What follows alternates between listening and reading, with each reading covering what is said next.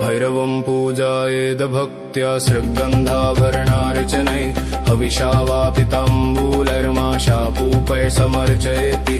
काश्यानिर्विघ्नवासाय भौमाष्टम्या विशेषतः सम्पूज्य संस्तुवितैवं काश्यां श्रीकालभैरवं कपालमालिकाकण्ठं ज्वलत्पावकलोचनं कपालकर्मत्युग्रं कले कालभैरवम्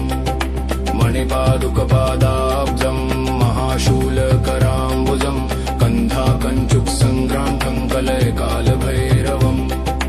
दिगम्बरं जपावररं जरामरणवर्जितं चारुचन्द्रजटाजूटं कले कालभैरवम्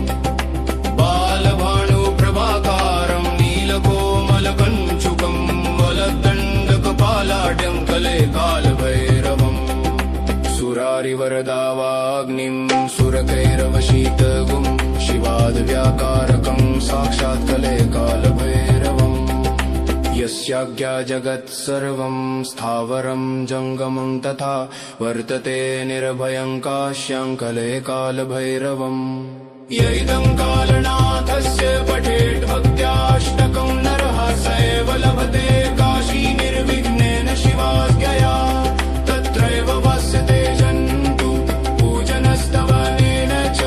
तत्रैव वसते जन्तु पूजनस्तवनेन च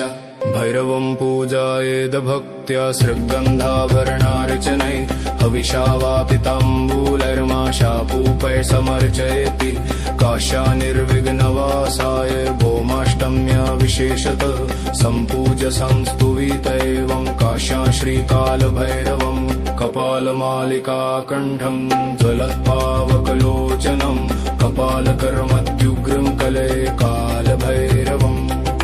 मणिपादुकपादाब्जं महाशूलकराम्बुजं कन्धाकञ्चुकसङ्क्रान्तं कले कालभैरवम्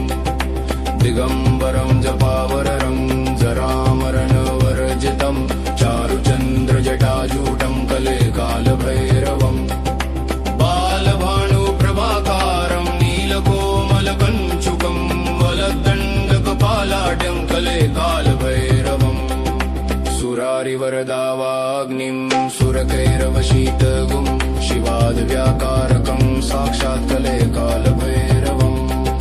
यस्याज्ञा जगत्सर्वं स्थावरं जङ्गमं तथा वर्तते निर्भयं काश्यां कले कालभैरवम्